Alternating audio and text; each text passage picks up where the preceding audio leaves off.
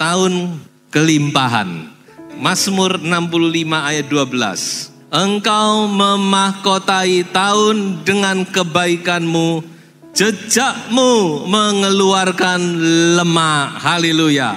Lemak berbicara tentang kelimpahan. Satu keadaan yang subur, berlimpah-limpah. Tuhan berjanji, Tuhan akan memberkati tahun dengan kebaikan. Dan Tuhan akan memberkati dengan kelimpahan, saudara-saudara. Kelimpahan itu artinya melebihi. Selalu ada lebih. Ada surplus. Itu yang dimaksud. Inilah janji Tuhan bagi setiap orang yang percaya. Berkelimpahan. Ada sisa. Ikan itu dalam bahasa Mandarinnya juga sama nadanya. I. Jadi nien nien yoi itu dipakai kata lambang ikan. Karena ikan itu sendiri bahasa Mandarinnya juga i. Jadi artinya setiap tahun ada ikan, saudara. Makanya kalau orang Tionghoa, kalau sudah malam tahun baruan, makan, itu masih ada ikannya. Berarti itu nien nien yoi, tiap tahun ada ikan. Lalu mungkin saudara pernah melihat gambar semacam ini. Nah ini juga nien nien yoi. Saudara hitung ada berapa ekor ikannya? 9. Kenapa kok 9? Cio itu angka terbesar, saudara. Angka terbesar itu 9, bukan 10. 10 itu 1 sama 0. Makanya pakai angka 9, saya yakin juga karena dalam pandangan orang Tionghoa paling besar itu 9 angkanya. Jadi orang Tionghoa ini paling pintar, sudah. Cuan enggak mau cuan sedikit, cuan yang banyak ya. Kalau ada sisa jangan sedikit, yang banyak. Makanya mesti ada 9 ekor. Nah saudara-saudara, ini ada sedikit arti. Sebenarnya ikan itu lambang orang Kristen. Ikan dalam bahasa Gerikanya, ichthus. Ichthus itu sendiri singkatan dari I itu Yesus. Ya, jadi kalau mau dipanjangkan, ichthus itu adalah Yesus Kristus Tuhan anak. Yesus Kristus, T-nya itu Theos, U-nya itu anak, dan terakhir S-nya itu soter, artinya juru selamat. Jadi kata ichthus itu yang artinya ikan, itu punya arti bahwa Yesus Kristus anak Allah sang juru selamat. Luar biasa ya. Jadi kenapa kok ada gambar ikan?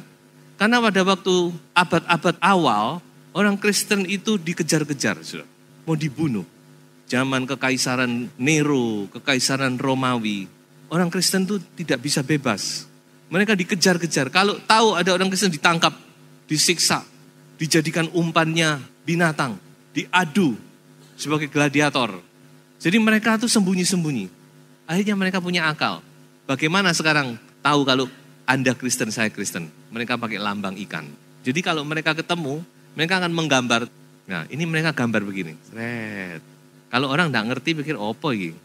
Dia berarti bukan orang Kristen. Tapi kalau orang itu yang diajak bicara itu menggambar lanjutannya. Nah kalau yang satu gambar gini lalu yang satunya digambar gini. Oh berarti ini sesama Kristen. Dengan demikian maka mereka bisa saling sharing, saling menguatkan. Nah saudara-saudara, Tuhan adalah Tuhan yang memberi kelimpahan. Tuhan yang memberikan kelebihan. Kalau Tuhan memberkati kepada kita bukan pas-pasan, selalu berkelimpahan. Saya ingat waktu Tuhan Yesus memberi makan 5.000 lebih orang. Dengan 5 ketul roti, 2 ekor ikan. Sisa berapa? 12 keranjang. Ya, selalu ada sisa. Begitu luar biasa Tuhan. Dikatakan Tuhan memberkati tahun dengan kebaikan dan jejaknya mengeluarkan lemak. Artinya jejaknya itu subur, berkelimpahan, berlebihan. Kalau kita mau mengikuti langkah itu, kita pasti akan menerima berkat-berkat Tuhan. Saya ingat satu cerita di dalam Yohanes pasal 21. Waktu Tuhan Yesus sudah bangkit dari kubur. Tuhan Yesus sudah menampakkan diri kepada murid-murid. Lalu murid-murid dia mulai menjala ikan kembali. Petrus beserta teman-temannya, mereka pergi menjala ikan, mencari ikan. Lalu apa yang terjadi? Firman Tuhan berkata, Semalam-malaman mereka tidak mendapat 1 ekor pun. Aneh. 1 ekor pun tidak dapat. Kok bisa Tuhan? Lalu di mana janji Tuhan? Katanya nien yoi. Katanya berkelimpahan. Tapi kenapa kok tidak dapat? Nah ini yang sering juga menjadi pertanyaan kita. Janji Tuhan memberkati saya. Janji Tuhan itu berkat, berkelimpahan. Tapi kenapa kok tidak saya alami dalam hidup kita? Nah ini juga yang dialami oleh murid-murid. Sepanjang malam bekerja keras, tidak tidur, ke kiri, ke kanan, muka, belakang, ke tempat-tempat yang mereka anggap mereka bisa mendapat ikan. 1 ekor saja tidak dapat. Bayangkan saudara. Ini satu hal yang tidak masuk akal. Tapi terjadi. Tapi puji Tuhan. Pada saat itu Tuhan Yesus datang. Dan Tuhan Yesus berkata, tebarkan jalamu di sebelah kanan. Mereka ikuti, mereka menebar. Dan apa yang terjadi saudara? Mereka mendapatkan banyak sekali ikan. Besar-besar pula dikatakan. Dan mereka bawa ke darat. Mereka hitung jumlahnya ada 153. Perhatikan ini. Kalau firman Tuhan menulis angka, apalagi angka-angka yang aneh-aneh, pasti ada arti rohaninya. 153 angka yang tidak wajar bukan? Tapi dicantumkan di dalam kitab Injil. 153. Saudara 153 itu cuma bisa dibagi 9. Kalau bagi 3 jelas, karena 3 kelipatan dari 9. 9 kelipatan dari 3. Dibagi 9, lainnya tidak bisa. Kalau saudara bagi 9 dapat berapa? 153 bagi 9 berapa? 17. 9 kali 17 dapat 153. Ini punya arti. 9 itu berbicara tentang fullness, tentang kepenuhan, juga bicara tentang Roh Kudus. Buah roh, karunia roh, selalu 9. Roh Kudus itu memberkati kita dengan kepenuhan, full, complete. Itu 9. Lalu 17 artinya apa? 17 itu artinya spiritual order. Aturan rohani. Perhatikan saudara. Ada satu peraturan rohani. Artinya apa? Tuhan bukan Tuhan yang awut-awutan. Tuhan bukan Tuhan yang tidak beraturan. Tuhan akan memberkati kita. Tetapi sesuai dengan aturannya. Ingat saudara. Janji Tuhan itu tidak perlu saudara ragukan. Janji Tuhan itu ya dan amin. Haleluya. Setiap kata firman Tuhan itu ya dan amin. Karena itu tertulis di sorga. Firman-Mu tetap teguh di sorga ya Tuhan. Firman Tuhan ini bukan cuma di dunia, di sorga juga tertulis. Saudara tidak perlu ragu akan janji Tuhan. Tetapi yang jadi masalahnya apakah kita ikuti atau tidak. Kalau saudara ikuti order ini, ikuti aturan ini, aturan main ini, di dalam nama Yesus saudara akan alami janji itu. Ini yang perlu kita mengerti, bahwa janji Tuhan itu ya dan amin. Kita ikuti dan pasti Tuhan nyatakan berkat-berkatnya. Lalu apa janji Tuhan untuk kelimpahan kita? 3 hal yang penting yang perlu Anda ketahui. Yang pertama, coba kita baca dulu di dalam Ulangan 28 ayat 11 dan ayat yang ke-12. Ayat 11, juga Tuhan akan melimpahi engkau dengan kebaikan dalam buah kandunganmu, dalam hasil ternakmu, dan dalam hasil bumimu, di tanah yang dijanjikan Tuhan dengan sumpah kepada nenek moyangmu, untuk memberikannya kepadamu. Tuhan akan membuka bagimu perbendaharaannya yang melimpah dan memberkati segala pekerjaanmu dan seterusnya. Sudah luar biasa janji Tuhan ini. Jelas ini, berkat itu Tuhan sediakan, Tuhan akan memberkati engkau.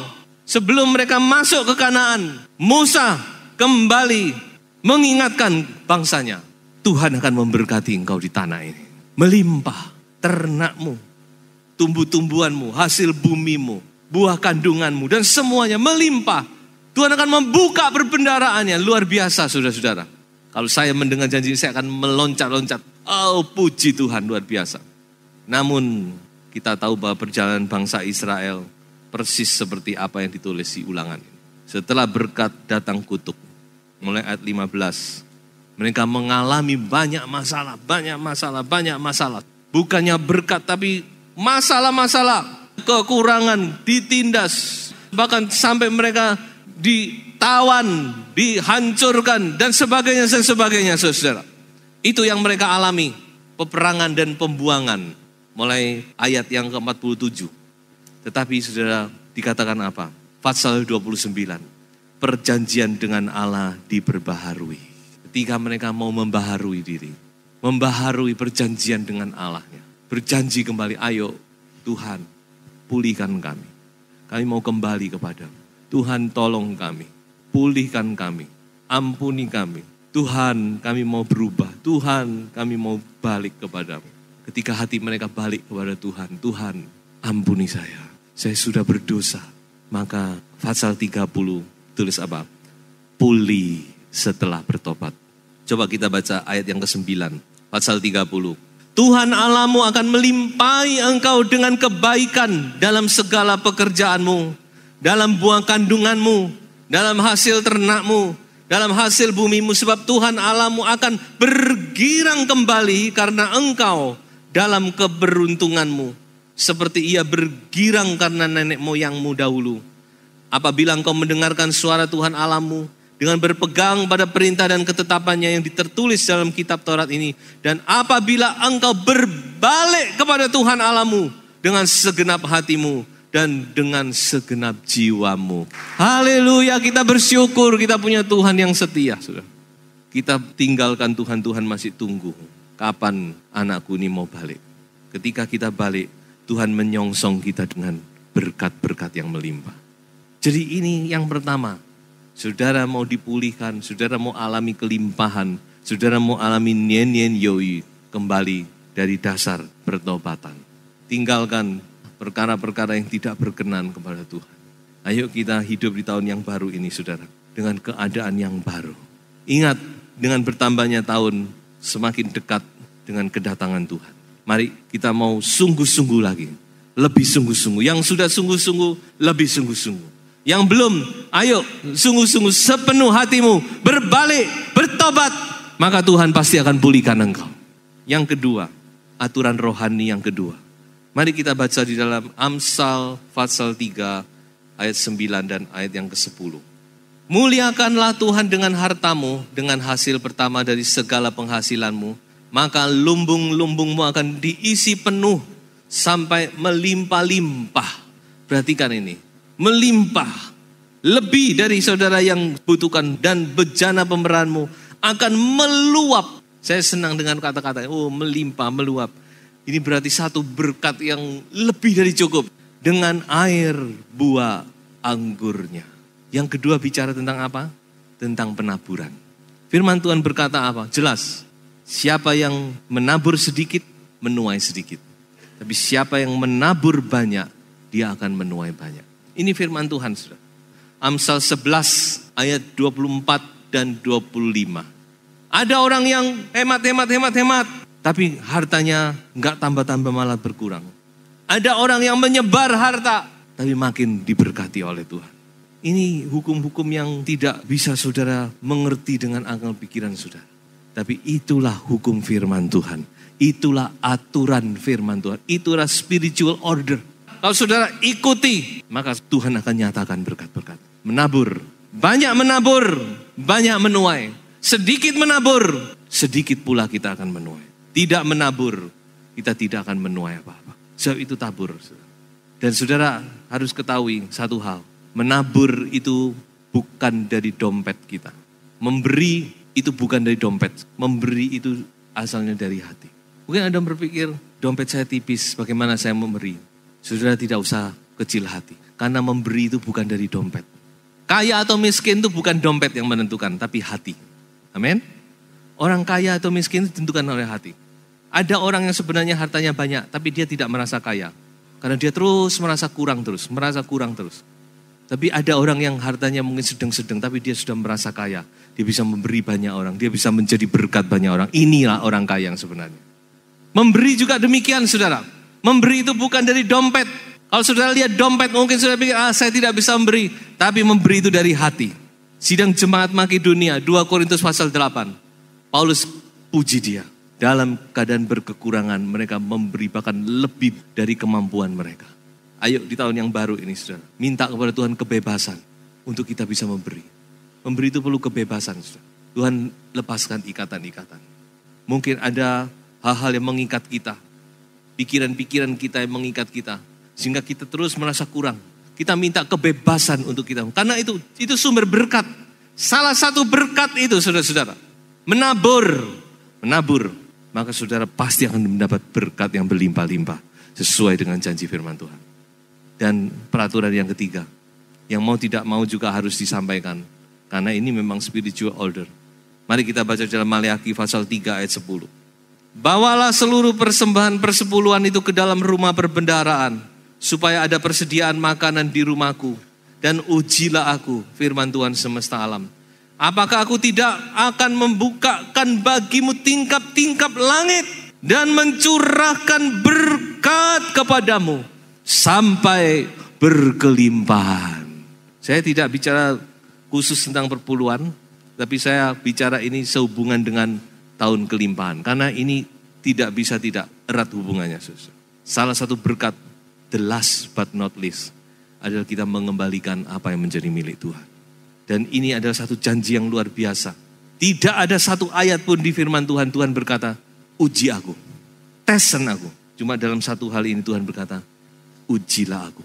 Coba kamu akan lihat, benar enggak? Saudara-saudara, Tuhan begitu serius. Dan memang ini adalah salah satu kunci dari segala berkat. Ada satu cerita di dalam firman Tuhan yang tercatat di dalam 2 Tawari pasal 31 tentang Raja Hizkia. Raja Hizkia adalah seorang raja yang takut akan Tuhan. Pada waktu dia mulai memerintah, maka dia mulai mencari Tuhan. Lalu dia mulai membenahi keadaan negerinya yang porak-poranda. Teristimewa kerohanian umat Yahudi pada waktu itu. Yehuda. Porak-poranda. Itu mulai saudara bisa lihat baca mulai 2 Tawarikh 29. Dia mulai menguduskan kembali rumah Tuhan. Kemudian pasal 30 dia merayakan Paskah. Yang sudah lama sekali tidak dirayakan. Ini luar biasa saudara. Dan pasal 31 mulai ayat yang kedua. Hizkia mulai mengatur sumbangan untuk para imam dan orang Lewi. Dia mulai kembali menata. Ayo apa yang menjadi milik Tuhan kembalikan ke rumah Tuhan. Supaya hamba-hamba Tuhan bisa berfungsi kembali dengan baik. Dan seterusnya. Coba saya bacakan ayat yang ke-10. Jadi 2 Tawarikh 31 ayat 9. Hizkia menanyakan para imam dan orang-orang Lewi tentang timbunan itu. Timbunan itu timbunan makanan, minuman yang banyak sekali. Ayat 10. Dan dijawab oleh Azaria, imam kepala keturunan Sadok, demikian. Sejak persembahan khusus mulai dibawa ke rumah Tuhan, kami telah makan sekenyang-kenyangnya, namun sisanya masih banyak. Coba saudara, perhatikan ini. Masih ada sisa yang banyak, sebab Tuhan telah memberkati umatnya. Saudara perhatikan, ketika umat Tuhan merespon, mereka mulai lagi. Apa yang menjadi milik Tuhan, mereka bawa ke rumah Tuhan. Rumah Tuhan diberkati dan bukan rumah Tuhan saja, dikatakan Tuhan juga memberkati umatnya. Sehingga tinggal sisa yang banyak ini. Luar biasa. Ketika spiritual order ini diikuti, saudara-saudara. Apa yang terjadi? Tuhan pun mengikuti firman-Nya. Tidak bisa tidak. Ketika kita taat kepada firman. Ketika kita mengambil keputusan untuk kita berjalan sesuai dengan peraturan Tuhan. Maka tidak bisa tidak. Tuhan pun akan bekerja sesuai dengan janjinya. Inilah tahun kelimpahan itu, saudara-saudara. Sudah tidak perlu tunggu tahun depan. Ini, tahun ini. Tahun yang penuh dengan kelimpahan berkat-berkat Tuhan. Jejakmu mengeluarkan lemak ya Tuhan. Kalau kita mau ikuti jejak Tuhan, maka saudara akan menerima berkat. Sehingga saudara benar-benar setiap tahun punya surplus. Bahkan melebihi dari apa yang saudara inginkan dan saudara doakan. Tuhan memberkati.